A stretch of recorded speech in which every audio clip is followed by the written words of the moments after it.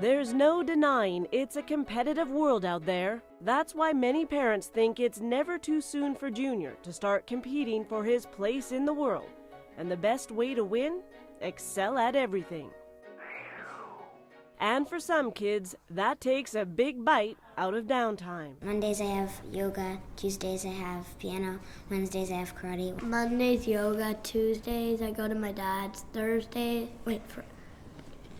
Wednesdays are, no. For these kids, a weekly yoga class is an oasis from their jam-packed daily schedules. Their teacher, Tammy Ungerman-Sears, says she sees some children who are stressed to the breaking point. They're experiencing symptoms like anxiety, insomnia, and migraine headaches. I think that they're caught up in what the parents are caught up in, what society is caught up in, which is this pressure cooker. Sometimes with too much, it just gets all just scrambled up. Everybody has stresses. You might have more when you're older, but you still feel it when you're younger. Let go of all movement, of all activity, of all competition and all performance. Let go. Stop, take a breath, be still. It seems so simple, but in our fast-paced world, some kids are so busy trying to keep up, they've forgotten how to slow down. Taking time to relax is a life skill their yoga teacher hopes they will incorporate into their daily lives. That's music to Carl Honore's ears. He's a Canadian journalist who has written about the benefits of slowing down. Honore says it's time to put on the brakes. Overscheduling children isn't good for kids or parents. Hyperparenting turns childhood into a race to perfection, and parenting along the way becomes a cross between a competitive sport and product development. Bit by bit, yes. Gently, gently, gently. As a father of two, Honore can relate to parents who want to help their children succeed. When his son was 8 years old, his teacher dropped what Honore calls the G-bomb. She said his son was a gifted young artist. In response, Honore flipped into hyper-parenting mode, searching for art teachers, classes, and camps to nurture his son's talent. So I woke up the next day, walked to school with my son, and said to him, I found an art tutor for you, and he's going to turn you into a new Rembrandt. And my son just looked at me like I was from outer space, and he said, well, I don't want a tutor, I just love to draw. Why can't I just draw? In his books, In Praise of Slow and Under Pressure, Honore says adults need to chill out and back off. His books have become go-to manuals for those who adhere to a child-rearing style that's become known as slow parenting. Slow parenting is about bringing a bit of balance back. It's about giving children the time and space to explore the world on their own terms, at their own pace, to make mistakes and learn from them, to get bored even, so that they can learn how to create and to invent their own fun and work out who they are rather than what we want them to be. Critics might say, hold on here. Structured play, like sports, teaches kids to be part of a team. Slow parents agree, but say, why does it have to be so competitive? This is a soccer league where no one keeps score. There are no winners, no losers, and you don't win a ribbon just for showing up. Tell me, why do you like playing soccer for this league? Because it doesn't really matter about the scores. It really matters to have fun. Lots of good people make new friends. All this cool stuff. It sounds like just letting kids be kids is what I'm hearing. Is yes. It just feels like you're letting kids play, do whatever they, Definitely. Yeah. I find when they keep scores at their age, the intensity changes. I think another thing parents can experiment with is the next time you take your child to an extracurricular activity, whether it's dance or hockey or tennis, instead of staying on the sidelines, watching, hovering, shouting advice and encouragement, why not just go away and have a coffee? Just back off and let the child get on with the activity without feeling that he or she has to have one eye on what you're saying or feeling or how you're reacting. Can I just have a cappuccino or a latte or something? Lenore Skenazy has kicked slow parenting up another notch. A New Yorker, she came under fire when she allowed her 8-year-old son to travel alone on the subway. Skenazy wrote about it in a newspaper and became news herself when she was called the worst mother in the world. I was suddenly on all these TV shows in America and then internationally, castigated as a terrible mom who obviously didn't love her son, because why would anybody send her son out to almost probable death? How did you know he was ready to do it? Oh, that's a good question.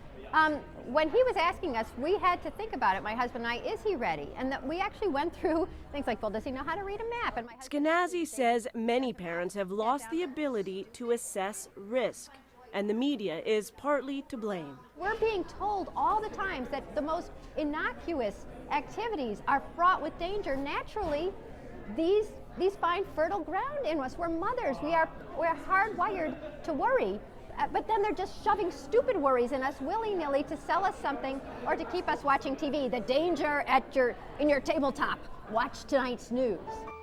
Skenazy says parenting paranoia is making kids anxious and unadventurous, unable to stand on their own 2 feet. Her free-range philosophy of child-rearing goes hand in hand with slow parenting. I think there's a very clear overlap between free-range parenting and slow parenting, and the connection most vividly is in the idea of making children the protagonists of their own lives instead of mere spectators, giving them the freedom to choose, to disagree, to explore, to stumble, to fall over, to get up again, dust themselves down, to take risks.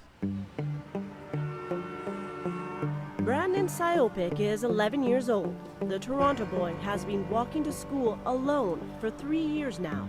It takes him about half an hour. A trek that would make some parents cringe.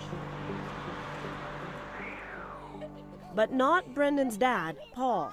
He's a slow parent who also believes in free-range kids.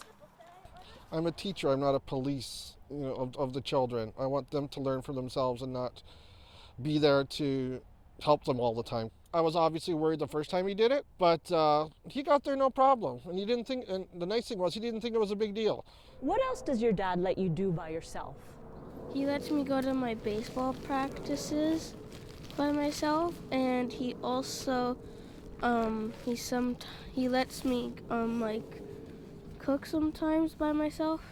Why is it important for you to have your kids do independent things like that? Why is it important to you? It's like problem solving. It's thinking by yourself, thinking on your toes. If you're spoon-fed till you leave for university, and you don't have the opportunity to make decisions for yourself, everything's done for you. And then once you leave the nest, what do I do now? Okay, let go, Pauline, let go. A generation of kids who have been overserved by their parents. When you hold on to them too much, sweetie. It has become such a hot-button issue, there's even a new reality show about it. They're bubble-wrapped kids. I'll eat it myself. But look, you can... I usually do everything for him. I cut up all his meat for him still. I don't need it cut. Ironically, the worst mother in the world is brought in to challenge these families to get past their fears and allow their children some independence. I talk to the kids about the things they're not allowed to do yet, and generally it's a pretty long list. Not allowed to have a sleepover, not allowed to play on the front lawn, not allowed to ride a bike, not allowed to go to the bathroom in a public place, not allowed, not allowed, not allowed. Skenazy says it's important to let kids take risks, but never before they're ready. You make your fingers into a sort of claw, so that way you're not... That doesn't mean it's always easy for some parents to swallow. Then the moment of truth. I cut cheese, Mom. They get it immediately.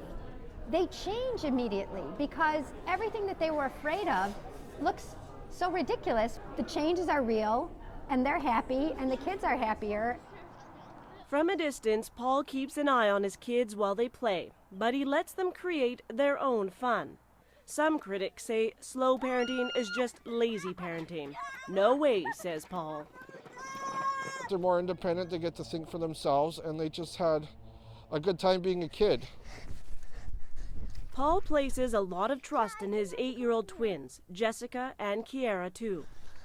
He lets them play in the backyard alone and even allows them to go to the corner store by themselves. They're allowed to walk to the store by themselves? Yep. Yes, they're allowed to do things that I think they're capable of. There's never a nagging sense of fear or worry inside you? There was the first couple times, but like anything else, it's like watching them ride their bike for the first time. The first time you're scared that they're going to fall, but you don't go and grab the bike. You stand back and you watch, and they're going to fall and they're going to hurt themselves, but you got to let them. And eventually they'll learn how to do it themselves. Why do we have so little confidence that our kids can handle anything? It's really a vote of non-confidence in them, and that's why I'm so interested in this society-wide thing, because supposedly in loving our children and caring for them so much, the message we're giving them all the time is, you are unsafe and incompetent unless I'm doing it for you. I have outsourced your childhood to me, I can do it better, I can keep you safer, and you can watch the DVD. The Syopic kids beg to differ. You get to go on more experience than other kids get. It feels like he believes in me because I'm only 8. And perhaps, best of all, It's giving me more chances to spend it with my family instead of saying, okay, so in 10 minutes I have to go here. Melanie Nagy, CBC News, Toronto.